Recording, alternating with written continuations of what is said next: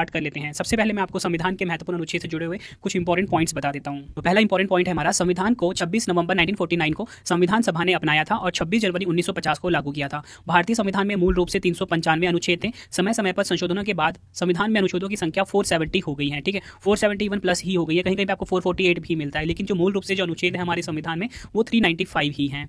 यह अनुच्छेद 25 भागों और 12 अनुसूचियों में बटे हुए हैं। संविधान में मूल रूप से 8 अनुसूचियां थी, अलग अलग संशोधनों के जरिए 4 और अनुसूचियां जोड़ी गई। अब कुल मिला के 12 अनुसूचियां हैं। देखो फ्रेंड्स, यहाँ पे मैंने 25 भाग लिखे। वैसे बेसिकली जो मूल रूप से संविधान में भाग थे वो 22 ही थे, लेकिन कुछ भाग जोड़े गए। ठीक है, इस वजह से जो प्रेजेंट में भाग हो गए हैं, पार्ट्स हो गए हैं, 25 हो गए हैं। इसलिए आपको ध्यान रखना है कि भारतीय संविधान में मूल रूप से कितने भाग थे, 22। तो चलिए फ्रेंड्स, अब हम क्वेश्चन स्टार्ट कर लेते हैं। जितने भी क्वेश्चन आपको मैं भी करवाऊंगा, यकीन मानिए एग्जाम में इनके डायरेक्टली आने के चांसेस हैं। तो हमारा पहला क्वेश्चन है, भारतीय संविधान के किस अनुच्छेद में कानून के समक्ष समानता के बारे में बताया गया है? मतलब कि इक्वालिटी बिफोर लॉ के बारे में बताया गया है किस अनुच्छेद में? तो राइट आंसर हो जाएगा ऑप्शन बी, अनुच्छेद 14। भारतीय संविधान का जो अनुच्छेद 14 है, इसमें कानून के समक्ष समानता के बारे में बताया गया है। नेक्स्ट है हमारा क्वेश्चन, संविधान के किस अनुच्छेद में उपाधियों के अंत के बारे में बताया गया है? तो राइट आंसर हो जाएगा इस क्वेश्चन का ऑप्शन डी, अनुच्छेद 18। भारतीय संविधान का जो अनुच्छेद 18 है, इसमें उपाधियों के अंत के बारे में बताया गया है, यानी कि एबॉलिशन ऑफ टाइटल्स के बारे में बताया गया है। ये क्वेश्चन भी एग्जाम में बार बार पूछा जाता है। बढ़ते हैं अगले क्वेश्चन की तरफ। संविधान के किस अनुच्छेद में ग्राम पंचायतों के गठन का प्रावधान के बारे में बताया गया है? आंसर हो जाएगा इस क्वेश्चन का ऑप्शन सी, अनुच्छेद 40। भारतीय संविधान का जो आर्टिकल 40 है, इसमें ग्राम पंचायतों के गठन के प्रावधान के बारे में बताया गया है। अगला क्वेश्चन है हमारा, भारत के संविधान के किस अनुच्छेद में यह प्रावधान है कि प्रत्येक भारतीय राज्य में एक राज्यपाल होगा? तो आंसर हो जाएगा ऑप्शन सी, अनुच्छेद 153। भारतीय संविधान का जो अनुच्छेद 153 है, इसमें यह प्रावधान है कि प्रत्येक भारतीय राज्य में एक राज्यपाल होगा, यानी कि गवर्नर होगा। अगला क्वेश्चन है, संविधान के किस अनुच्छेद में संघ और राज्यों के लिए लोक सेवा आयोग का उल्लेख है? यानी कि UPSC and other state PCS के बारे में बताया गया किस अनुच्छेद में? तो आपका आंसर हो जाएगा ऑप्शन बी, अनुच्छेद 315। भारतीय संविधान का जो अनुच्छेद 315 है, इसमें संघ और राज्यों के लिए लोक सेवा आयोग का उल्लेख बताया गया है। अगला क्वेश्चन है, संविधान के किस अनुच्छेद में राज्यों के संवैधानिक तंत्र के विफल हो जाने की दशा में उपबंध के बारे में बताया गया है? या आप ये कह सकते हो कि संविधान का कोई कौन सा अनुच्छेद है जिसमें राष्ट्रपति किसी राज्य में राष्ट्रपति शासन लगा सकता है? ये क्वेश्चन एग्जाम में बार बार पूछा जाता है। तो आंसर हो जाएगा इस क्वेश्चन का ऑप्शन ए, अनुच्छेद 356। भारतीय संविधान का जो अनुच्छेद 356 है, इसमें संवैधानिक तंत्र के विफल हो जाने की दशा में उपबंध के बारे में बताया गया, या बोल सकते हो राज्य में राष्ट्रपति शासन के बारे में बताया गया है। अगला क्वेश्चन है हमारा, नेक्स्ट क्वेश्चन, संविधान के किस अनुच्छेद में विधानमंडल में धन विधेयक की परिभाषा के बारे में बताया गया? देखिए फ्रेंड्स, यहाँ पे धन विधेयक की बात हो रही है, लेकिन विधानमंडल में। ठीक है, तो इसका राइट आंसर क्या हो जाएगा इस क्वेश्चन का? ऑप्शन बी, अनुच्छेद 199। अनुच्छेद 199 में विधानमंडल में धन विधेयक की परिभाषा के बारे में बताया गया है। अगला क्वेश्चन है, भारत के संविधान के किस अनुच्छेद के तहत मिजोरम राज्य के बारे में विशेष प्रावधानों का उल्लेख किया गया है? आंसर हो जाएगा ऑप्शन ए, अनुच्छेद 371 जी। डबल स्टार मार्क कर लीजिए, ये क्वेश्चन एग्जाम में कई बार पूछा गया है। भारतीय संविधान का जो अनुच्छेद 371 जी है, इसके तहत मिजोरम राज्य के बारे में विशेष प्रावधानों का उल्लेख किया गया है। इंपॉर्टेंट पॉइंट समझते हैं। अनुच्छेद 371 पूर्वोत्तर राज्य को एक विशेष दर्जा प्रदान करता है। इसका उद्देश्य उनकी जनजातीय विरासत को संरक्षित करना है। अगर हम बात करें अनुच्छेद 371 बी की, इसमें असम राज्य के बारे में विशेष प्रावधानों का उल्लेख है।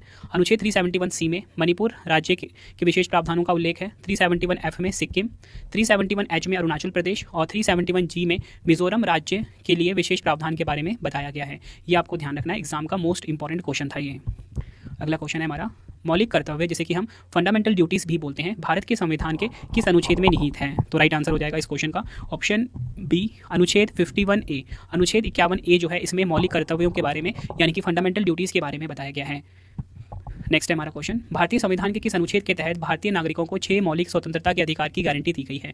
आंसर हो जाएगा ऑप्शन डी, अनुच्छेद 19। भारतीय संविधान का जो अनुच्छेद 19 है, इसके तहत भारतीय नागरिकों को 6 मौलिक स्वतंत्रता के अधिकार की गारंटी दी गई है।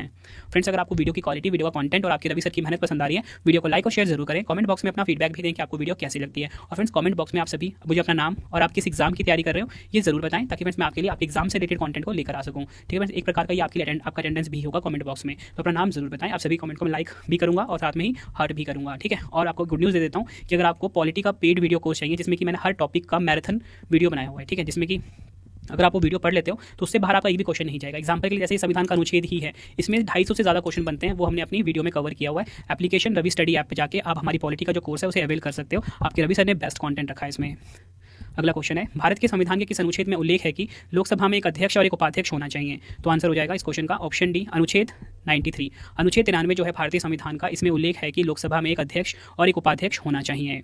अगला क्वेश्चन है हमारा, भारतीय संविधान के किस अनुच्छेद के तहत प्रधानमंत्री मंत्रिपरिषद का प्रमुख होता है? तो आंसर हो जाएगा ऑप्शन डी, अनुच्छेद 74। अनुच्छेद 74 जो है भारतीय संविधान का, इसके तहत प्रधानमंत्री जो होते हैं ये मंत्रिपरिषद के प्रमुख होते हैं। नेक्स्ट है हमारा क्वेश्चन, भारत के संविधान का कौन सा अनुच्छेद भारत के नियंत्रक एवं महालेखा परीक्षक यानी कि सीएजी के एक स्वतंत्र कार्यालय का प्रावधान करता है? आंसर हो जाएगा इस क्वेश्चन का ऑप्शन बी, अनुच्छेद 148। भारतीय संविधान का जो अनुच्छेद 148 है ये भारत के नियंत्रक और महालेखा परीक्षक यानी कि सीएजी के स्वतंत्र कार्यालय का प्रावधान करता है, यानी कि कॉम्प्ट्रोलर एंड ऑडिटर जनरल की बात करता है। मोस्ट इंपॉर्टेंट, इसको आप मार्क कर लीजिए। अगला क्वेश्चन है हमारा, संविधान के किस अनुच्छेद में अस्पृश्यता का अंत के बारे में बताया गया है? तो राइट आंसर हो जाएगा इस क्वेश्चन का ऑप्शन बी, अनुच्छेद 17। भारतीय संविधान का जो अनुच्छेद 17 है इसमें अस्पृश्यता के अंत के बारे में बताया गया है, यानी कि एबोलिशन ऑफ अनटचेबिलिटी के बारे में बताया गया है। नेक्स्ट है हमारा क्वेश्चन, संविधान के किस अनुच्छेद में रिट संबंधित प्रावधान के बारे में बताया गया है? आंसर हो जाएगा इस क्वेश्चन का ऑप्शन डी, अनुच्छेद 32। भारतीय संविधान का जो अनुच्छेद 32 है ना, इसमें रिट संबंधित प्रावधानों के बारे में बताया गया है। अगला क्वेश्चन है, संविधान के किस अनुच्छेद में धन विधेयक की परिभाषा के बारे में बताया गया है?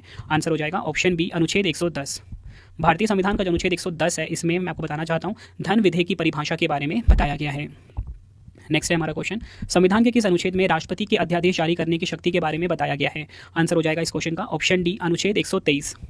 भारतीय संविधान का जो अनुच्छेद 123 है इसमें राष्ट्रपति के अध्यादेश जारी करने की शक्ति के बारे में बताया गया है। नेक्स्ट है हमारा क्वेश्चन, भारतीय संविधान के किस अनुच्छेद के तहत चुनाव आयोग के बारे में प्रावधान है? इसको भी आप डबल स्टार मार्क कर सकते हो एग्जाम के लिए। तो राइट आंसर हो जाएगा इस क्वेश्चन का ऑप्शन डी, अनुच्छेद 324। भारतीय संविधान का जो आर्टिकल 324 है इसमें चुनाव आयोग यानी कि इलेक्शन कमीशन के बारे में बताया गया है। ये क्वेश्चन भी एग्जाम में बार बार पूछा जाता है। और चुनाव आयोग के जो प्रमुख होते हैं यानी कि मुख्य चुनाव आयुक्त होते हैं, इनकी नियुक्ति भारत के राष्ट्रपति करते हैं। बढ़ते हैं अगले क्वेश्चन की तरफ, संविधान के किस अनुच्छेद में भारत के राष्ट्रपति का उल्लेख है? आंसर हो जाएगा इस क्वेश्चन का ऑप्शन सी, अनुच्छेद 52। भारतीय संविधान का जो आर्टिकल 52 है इसमें भारत के राष्ट्रपति के बारे में बताया गया है, यानी कि प्रेसिडेंट ऑफ इंडिया के बारे में बताया गया है। अगला क्वेश्चन है, संविधान के किस अनुच्छेद में उपराष्ट्रपति के पद का उल्लेख है? आंसर हो जाएगा ऑप्शन बी, अनुच्छेद 63। भारतीय संविधान का जो अनुच्छेद 63 है इसमें उपराष्ट्रपति के पद का उल्लेख है। अगला क्वेश्चन है हमारा, संविधान के किस अनुच्छेद में राष्ट्रपति के कार्यकाल का उल्लेख है? आंसर हो जाएगा ऑप्शन ए, अनुच्छेद 56। अनुच्छेद 56 जो है इसमें राष्ट्रपति के कार्यकाल का उल्लेख बताया गया है। अगला क्वेश्चन है, भारत के किस अनुच्छेद में राष्ट्रपति पर महाभियोग संबंधित प्रावधान के बारे में बताया गया है? आंसर हो जाएगा ऑप्शन ए, अनुच्छेद 61। भारतीय संविधान का जो अनुच्छेद 61 है इसमें राष्ट्रपति पर महाभियोग संबंधित प्रावधान के बारे में बताया गया है। अगला क्वेश्चन है, संविधान के किस अनुच्छेद में भारत के नियंत्रक महालेखा परीक्षक यानी कि सीएजी के बारे में बताया गया है? आंसर हो जाएगा इस क्वेश्चन का ऑप्शन बी, अनुच्छेद 148। नेक्स्ट है हमारा क्वेश्चन, इसको भी आप डबल स्टार मार्क कर लेना एग्जाम के लिए। संविधान के किस अनुच्छेद में वार्षिक वित्तीय विवरण, जिसे कि हम बजट भी कहते हैं, का उल्लेख है? तो राइट आंसर हो जाएगा ऑप्शन ए, अनुच्छेद 112। भारतीय संविधान का जो आर्टिकल 112 है इसमें वार्षिक वित्तीय विवरण यानी कि बजट के बारे में बताया गया है। नेक्स्ट है हमारा क्वेश्चन, संविधान के किस अनुच्छेद में राज्यसभा का उल्लेख है? आंसर हो जाएगा इस क्वेश्चन का ऑप्शन ए, अनुच्छेद 80। अनुच्छेद 80 जो है इसमें राज्यसभा का उल्लेख है। अगला क्वेश्चन है, संविधान के किस अनुच्छेद में लोकसभा का उल्लेख है? राइट आंसर हो जाएगा इस क्वेश्चन का ऑप्शन बी, अनुच्छेद 81। भारतीय संविधान का जो आर्टिकल 81 है इसमें लोकसभा का उल्लेख बताया गया है। अगला क्वेश्चन है हमारा, संविधान के किस अनुच्छेद में अनुसूचित जातियां यानी कि एससी या बोल सकते हो शेड्यूल्ड कास्ट के बारे में बताया गया है? तो राइट आंसर हो जाएगा ऑप्शन बी, अनुच्छेद 341। भारतीय संविधान का जो अनुच्छेद 341 है इसमें अनुसूचित जातियों के बारे में बताया गया है। अगला क्वेश्चन है, संविधान के किस अनुच्छेद में अनुसूचित जनजातियां यानी कि एसटी या बोल सकते हो शेड्यूल्ड ट्राइब्स के बारे में बताया गया है? तो राइट आंसर क्या हो जाएगा ऑप्शन सी, अनुच्छेद 342। भारतीय संविधान का जो अनुच्छेद 342 है इसमें अनुसूचित जनजातियों यानी कि शेड्यूल्ड ट्राइब्स के बारे में बताया गया है।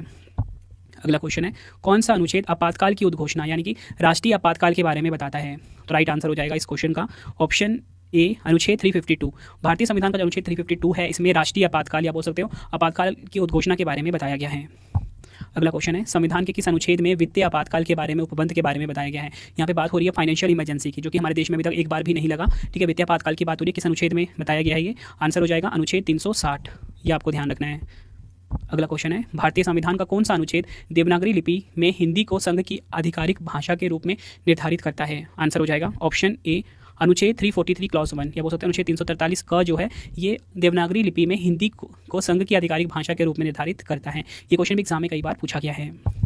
अगला क्वेश्चन है, संविधान के किस अनुच्छेद में राष्ट्रपति द्वारा क्षमादान की शक्ति के बारे में बताया गया है? आंसर हो जाएगा ऑप्शन डी, अनुच्छेद 72। भारतीय संविधान का जो अनुच्छेद 72 है इसमें राष्ट्रपति द्वारा क्षमादान की शक्ति के बारे में बताया गया है। बढ़ते हैं अगले क्वेश्चन की तरफ, संविधान के किस अनुच्छेद में राष्ट्रपति को सलाह देने के लिए मंत्रिपरिषद का उल्लेख है? आंसर हो जाएगा ऑप्शन ए, अनुच्छेद 74 क्लॉज 1 या 74 का बोल सकते हो, इसमें राष्ट्रपति को सलाह देने के लिए मंत्रिपरिषद का उल्लेख बताया गया है। बढ़ते हैं अगले क्वेश्चन की तरफ, राष्ट्रपति संविधान के किस अनुच्छेद के अंतर्गत लोकसभा को भंग कर सकता है? आंसर हो जाएगा ऑप्शन डी, अनुच्छेद 85। भारतीय संविधान का जो अनुच्छेद 85 है इसके अंतर्गत जो राष्ट्रपति होता है ये लोकसभा को भंग कर सकता है। नेक्स्ट है हमारा क्वेश्चन, संविधान के किस अनुच्छेद में समान नागरिक संहिता यानी कि यूसीसी लागू करने का प्रावधान के बारे में बताया गया है? तो आंसर हो जाएगा ऑप्शन बी, अनुच्छेद 44। भारतीय संविधान का जो अनुच्छेद 44 है, इसमें समान नागरिक संहिता यानी कि यूसीसी लागू करने के प्रावधान के बारे में बताया गया है। तो फ्रेंड्स, ये आपको मैंने मोस्ट इंपॉर्टेंट 35 क्वेश्चन करवा दिए। अब आपके लिए 3 क्वेश्चन का टेस्ट है, लेकिन मैं आपको ये बताना चाहता हूँ कि टोटल मिलाकर 365 टॉपिक्स आएंगे पूरी जीएस के, ठीक है। तो सारा का सारा पार्ट आपने अच्छे से देखना है और एग्जाम से पहले आपका ना बेस्ट रिवीजन हो जाएगा इसमें, ठीक है। तो 3 क्वेश्चन का टेस्ट है, आंसर आपने कॉमेंट बॉक्स में देना है। तो पहला क्वेश्चन है, संविधान के किस अनुच्छेद में ग्राम पंचायतों के गठन का प्रावधान के बारे में बताया गया है? 4 ऑप्शन है आपके पास। दूसरा क्वेश्चन है, मौलिक कर्तव्य भारत के संविधान के किस अनुच्छेद में निहित है? 4 ऑप्शन है।